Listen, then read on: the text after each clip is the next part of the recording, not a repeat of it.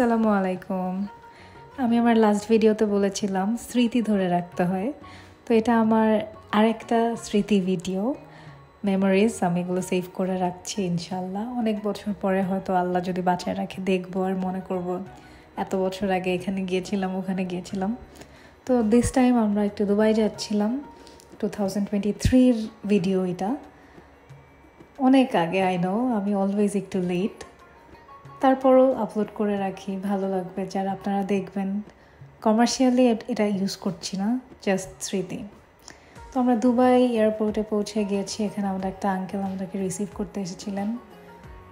Dubai এয়ারপোর্টটা ঘুরে ঘুরে আমরা বের হয়ে গেলাম হোটেলের উদ্দেশ্যে। হোটেলটা খুবই সুন্দর ছিল, আর রোভ হোটেল। অনেক দিন আগের ভিডিওস আমার আবছা আবছা মনে আছে, অনেক কিছু মনেও নাই। এই হোটেলটার এনভায়রনমেন্টটা অনেক ভালো ছিল, বাইরে থেকে অনেক সুন্দর একটা ভিউ, রাতে স্পেশালি বেশি সুন্দর ভিউ দেখা যেত। আর এটার সাথেই একদম ছিল একটা মেট্রো স্টেশন।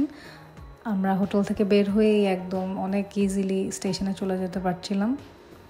সন্ধ্যায় আমরা একটু দুবাই মল অ্যান্ড আশেপাশে এক্সপ্লোর করতে বের হয়েছিলাম। এই ভিউটা এত সুন্দর, যারা দুবাই গিয়েছেন এবং বা ভিডিওসে দেখেন, এটা হচ্ছে সিগনেচার স্পট। দুবাই যাবে আর এই জায়গায় কেউ ভিজিট করবে না, এটা হয়ই না। সো আমরাও এখানে ভিজিট করেছিলাম এবং খুবই ওয়াটার শোটা আমাদের খুবই পছন্দ হয়েছে, খুবই ভালো লাগে দেখতে। তারপরের দিন ছিল ঈদ।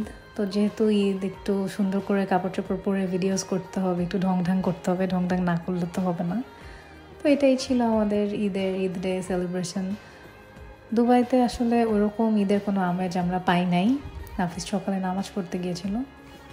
ঈদের দিনই আমার হেয়ার কালার অ্যাপয়েন্টমেন্ট ছিল। ছবি টবি তোলা শেষ করে ঢংঢাং শেষ করে আমি চলে গিয়েছিলাম হেয়ার কালার করতে। And it was a best decision ever in my entire life, যে দুবাইতে হেয়ার কালার করা। It was amazing. আমার এখনও ওই কালারটাই আছে। আমি 2বার রিটাচ করাইছি and it was nice, so nice.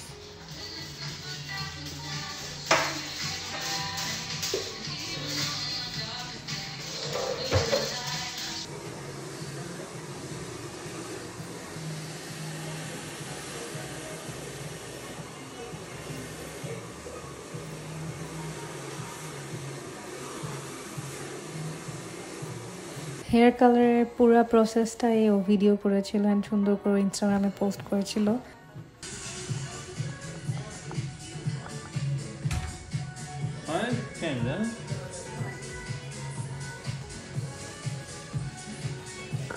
Hair colour অনেক লেন্দি একটা প্রসেস, অনেক টাইম লাগে।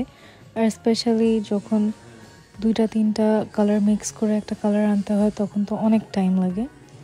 তো এই এন্টায়ার টাইমটা আমার একটু বোরিং কাটে নাই, কারণ নাফিস আমার সাথে ছিল অ্যান্ড ও আমাকে অনেক কোম্পানি দিচ্ছিল। অ্যান্ড ওরও হেয়ার কালারটা খুবই পছন্দ হয়েছিল। তারপর আমরা একটু দুবাই মল ঘুরতে বের হয়ে গিয়েছিলাম। দুবাই মল এত বড় যে একদিন ঘুরে শেষ করা যায় না। যায় অনেকে, যারা অনেক হাঁটতে পারে, অনেক বেশি স্ট্যামিনা, তারা হয়তো পারে। বাট আমি একটু আস্তে ধীরে ঘুরতেই পছন্দ করি, তাই আমরা আস্তে আস্তে হেঁটে হেঁটে এক্সপ্লোর করছিলাম। এর আগের দিনও গিয়েছিলাম, ওই দিনও গিয়েছিলাম। আমি আর নাফিস ঘুরে ঘুরে ব্র্যান্ড শোরুমগুলো দেখছিলাম। অ্যান্ড অ্যাজ ইউজুয়াল আমার ফেভারিট শপ, এটাতে আমাকে যেতেই হবে। আমি যে দেশেই যাই না কেন, আমি খুঁজে বের করবো বাথ বডি ওয়ার্কস। অ্যান্ড আমার এখানে একটা বার হলেও ঢুক দিতে হবে এবং কিছু না কিছু আমাকে কিনতেই হবে। যেহেতু অনেকদিন পর দুবাই গিয়েছিলাম এবং নাফিস সহ ফার্স্ট টাইম, সো নাফিস আমাকে এতগুলা শপিং করে দিয়েছিল, আমার খুবই হ্যাপি লাগছিল। তারপরে আমাদের ওই দিন ডিনার ক্রুজের প্ল্যান ছিল।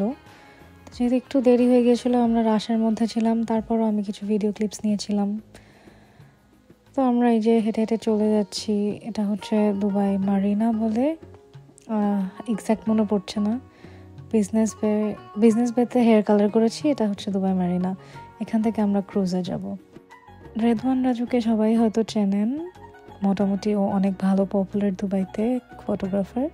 তো ও আমাদের এন্টায়ার ট্রিপে আমাদের সাথেই ছিল, আমাদের অনেক হেল্প করেছে। ও আমাদের একটা ছোট ভাই, ও আমাদের এই ক্রুজটা ঠিক করে দিয়েছিল, প্ল্যান করে দিয়েছিল।